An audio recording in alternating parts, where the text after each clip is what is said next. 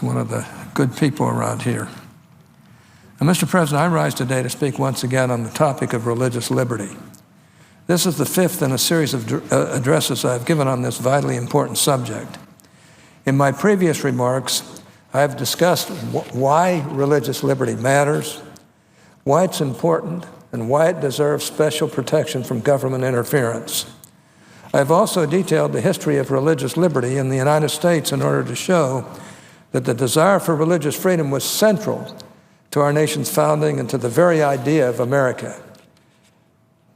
From the beginning, religious liberty has been a preeminent value in American life. Government accommodates religion, not the other way around. Lastly, in my previous remarks, I have sought to explain how religion has always had a robust public role in our society and to rebut the wrong-headed, ahistorical view that religion is a purely private matter that should be kept out of the public domain. Today, I turn to the status of religious liberty in contemporary American life. My argument is straightforward in ways that are both surprising and unprecedented. Religious liberty is under attack here in the United States. I speak not merely of attacks on particular practices, but also of attacks on the very idea of religious liberty itself, on the idea that there should be room for society, for believers to live and to worship in ways that differ from prevailing orthodoxy. The campaign against religious liberty has three prongs: the courts, the Obama administration, and state legislatures. My goal today is to explain how each of these institutions is undermining the vitality of religious life in our country and why what they are doing is wrong. Many Americans are unaware of the substantial threats religious liberty faces here in the United States. They look abroad to the Middle East or to Africa, where Islamist regimes are killing Christians and other dissenters from religious orthodoxy, and suppose that by comparison things are not so bad here in the United States. While it is true that religious minorities in America do not face death or serious physical harm for choosing to live their faith, we must not blind ourselves to the ways in which our government institutions are undermining religious liberty itself. We must instead come to recognize that powerful forces in our society are working actively to restrict the ability of religious believers to live out their faith and to foist upon them government mandates that are flatly inconsistent with their most deeply held beliefs. I begin with the courts, which I identified as the first front in the fight against religious liberty. For a number of years now, there has been a steady stream of cases in which everyday Americans have been sanctioned, sometimes severely, for adhering to religious tenets that conflict with current political orthodoxy. The examples are myriad. A photographer in New Mexico was fined $7,000 for declining to photograph a same-sex commitment ceremony on the grounds that her religious beliefs teach that marriage is a union between one man and one woman, and that she could not in good conscience lend her services to the event. A florist in Washington State was fined $1,000 for declining to provide flower arrangements for a same-sex wedding.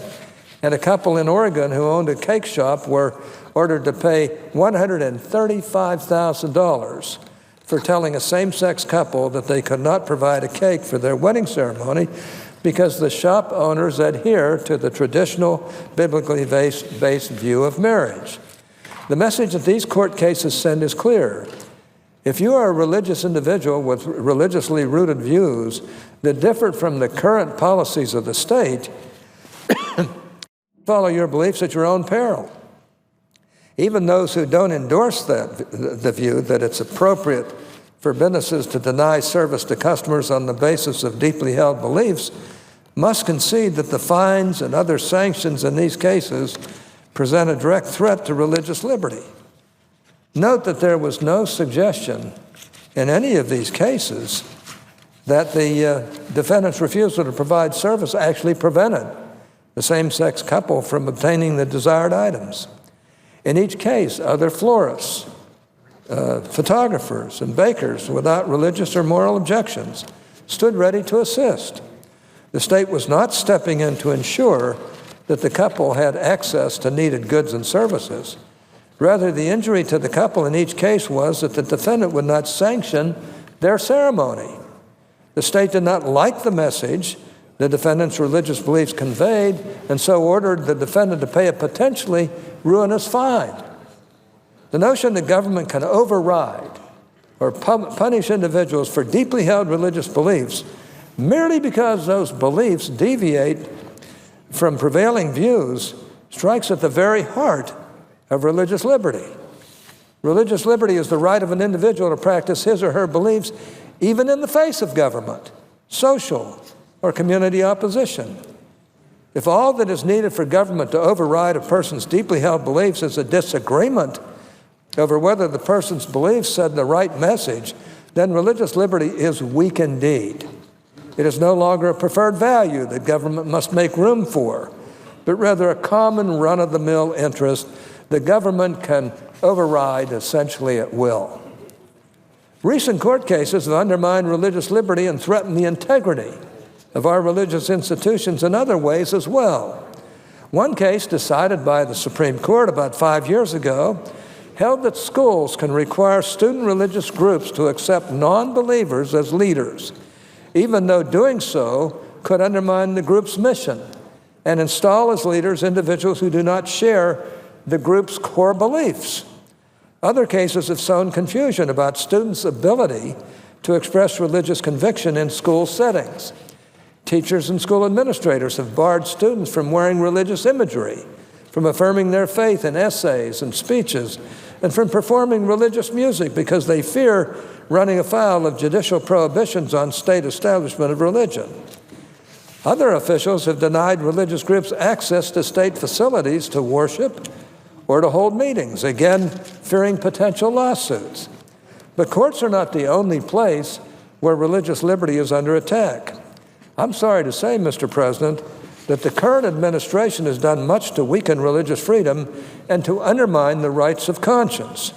Certainly the most notorious instance of the administration's efforts to undermine religious liberty is the Obamacare contraception mandate. This provision requires employers to provide their employees access to contraceptives and abortion-inducing drugs, even when the employer has profound moral objections to such drugs. There is a narrow exemption for houses of worship, but countless other religious employers, including religious schools, hospitals, and charities, must either comply with the mandate in violation of their religious beliefs or pay substantial financial penalties. The administration has also stripped funding from religious groups that refuse, as a matter of conscience, to toe the administration's line on abortion and contraception. In a remarkable and short-sighted move, the administration revoked funding for the U.S. Conference of Catholic Bishops Relief Program for victims of human trafficking because the conference declined, on religious grounds, to refer victims for abortion or contraceptives.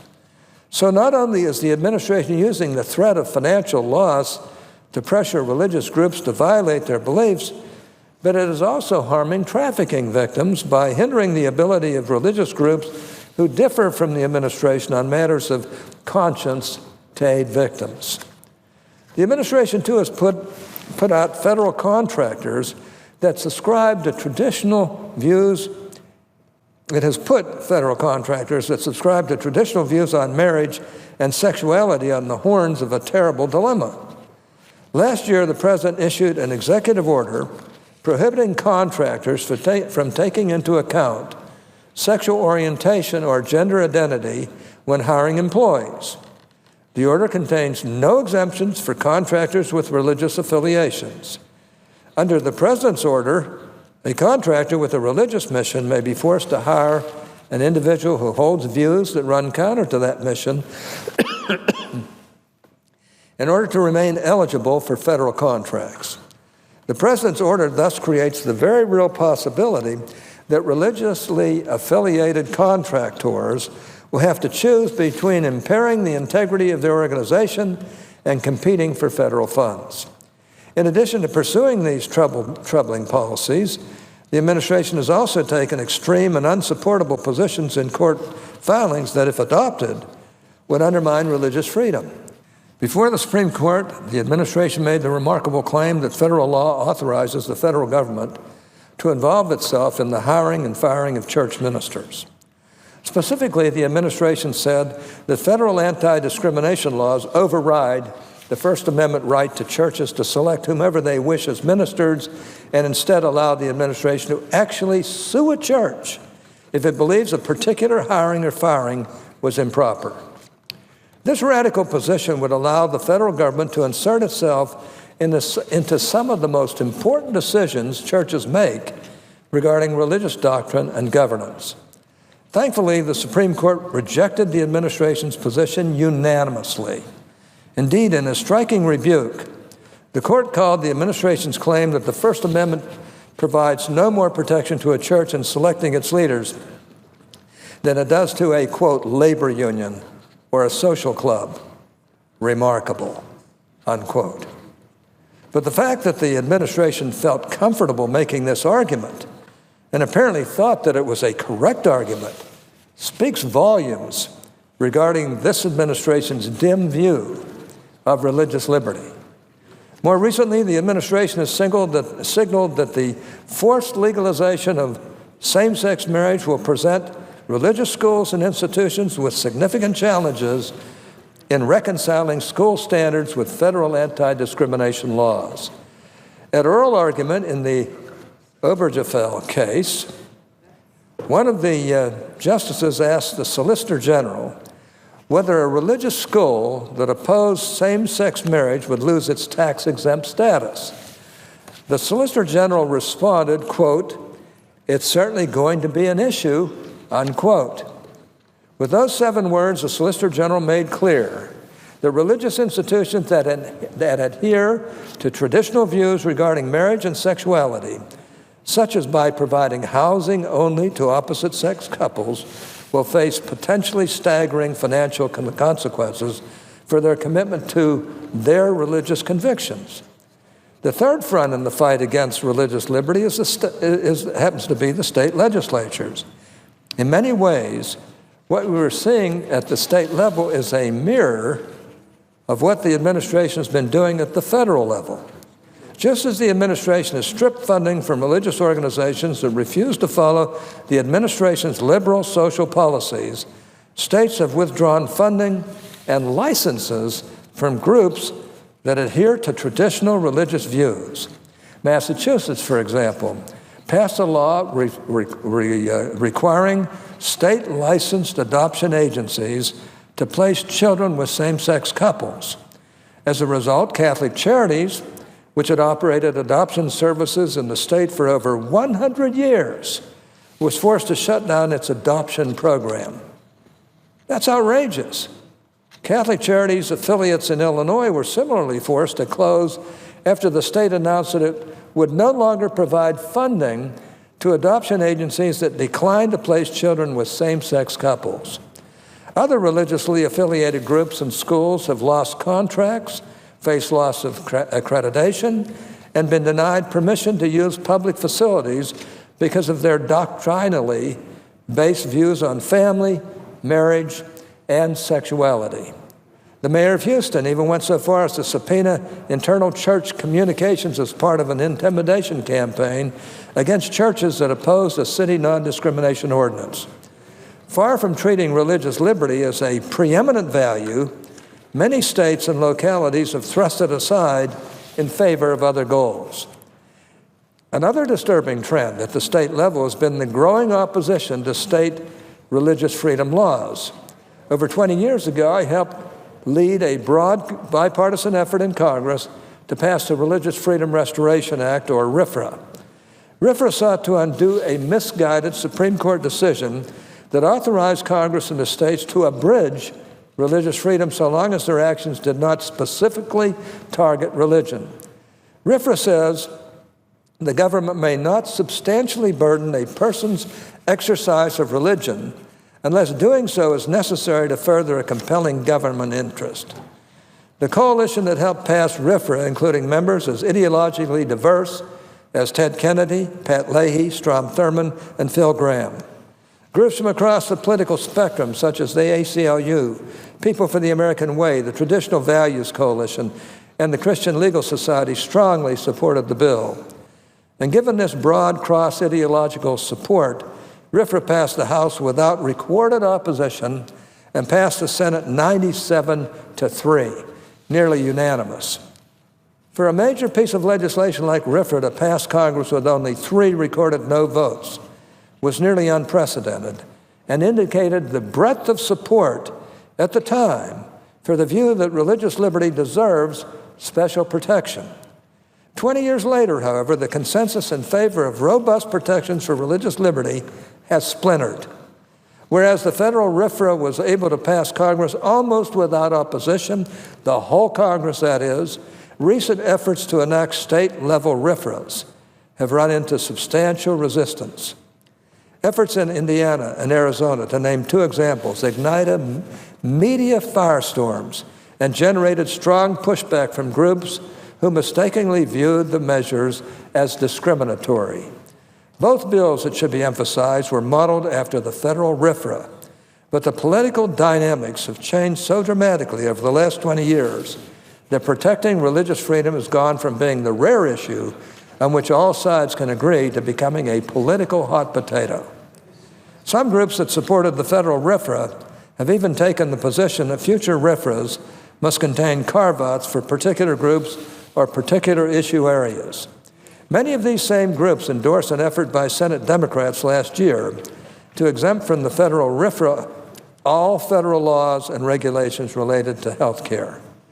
Of course, any carve-outs in religious liberty protections undermine those protections because they limit the field in which religious liberty has full effect.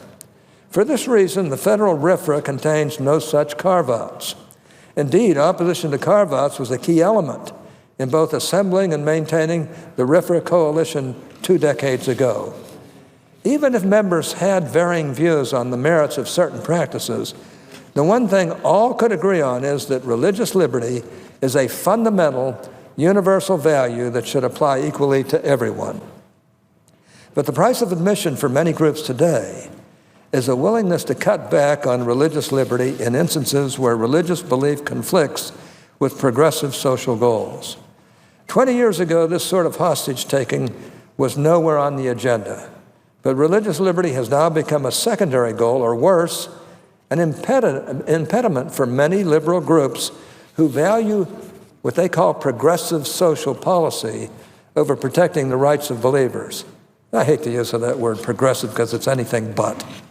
This backtracking by many formerly stalwart defenders of religious liberty represents one of the most serious ways that religious freedom is under attack in this great country. I'll note one other political sea change that is undermining religious liberty here in the United States.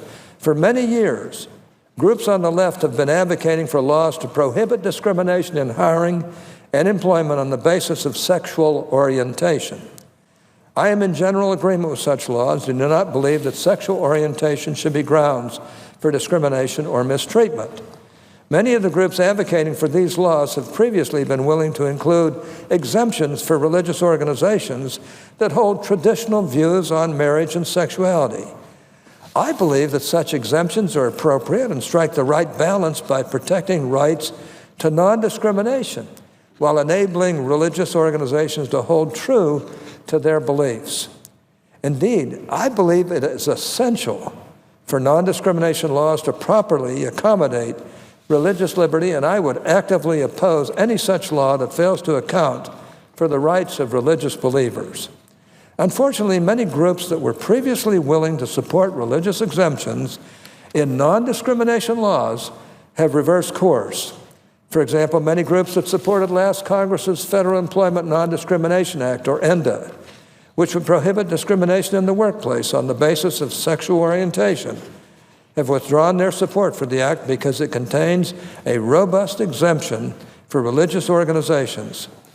This Congress, they are instead supporting the Equality Act, which contains no religious exemption at all. I supported ENDA because I believed it reflected the right balance between non-discrimination and religious liberty, and I took some criticism for doing so. I still believe it does reflect the right balance. But many groups on the left have indicated that they are willing to cast religious liberty aside in furtherance of other goals. For these groups, religious liberty no longer deserves special protection. It is no longer a preeminent value.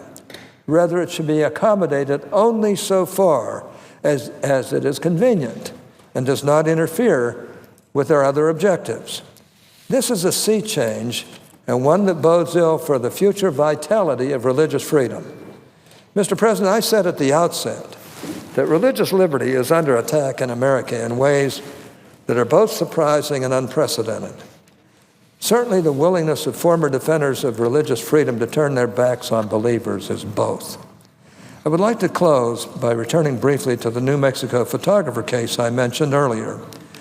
For that case contains perhaps the most surprising and unprecedented feature of all. In a concurring opinion, one of the judges in the case called the requirement to violate one's religious beliefs when they conflict with state social policy, quote, the price of citizenship, unquote. That statement represents a complete inversion of the relationship between government authority and religious liberty here in America. When we are born or become American citizens, we do not surrender our rights of conscience to the government. We do not pledge our allegiance to a secular God. We retain our right to religious liberty. Indeed, not only do we retain our right, our government guarantees our right to freely practice our faith in accordance with the dictates of our own conscience. As the Declaration of Independence instructs, all men and women are endowed by their Creator with certain unalienable rights. It is the fundamental purpose of government to secure those rights. If there is a price we pay as American citizens, it is not that we give up our God-given rights, first and foremost of which is the right of religious liberty. It is that we agree to work together to promote the common good of our country. Mr. President, subjugating religious beliefs to government decrees is not the price of citizenship. To the contrary, respecting and honoring the fundamental rights of all Americans is the price that our government pays in order to enjoy the continued consent of the American people. Those who attack religious liberty and seek to devalue its place in society fundamentally misunderstand the key point. Unfortunately, too many in America today, from the courts to the Obama administration to the state legislatures, undervalue religious freedom and view it at best as a secondary goal. People of goodwill here in Congress and across our nation need to recognize that religious liberty is under attack and that unless we stand up and vocally support the rights of believers to live their faith, we will find much of what we have fought for and much of what our forebears fought for swept away. We must fortify the rights of believers to follow their conscience, even when their fellow citizens or elected officials would prefer a different course. I will have much more to say on this topic in future remarks. With that, I yield the floor. Mr. President, this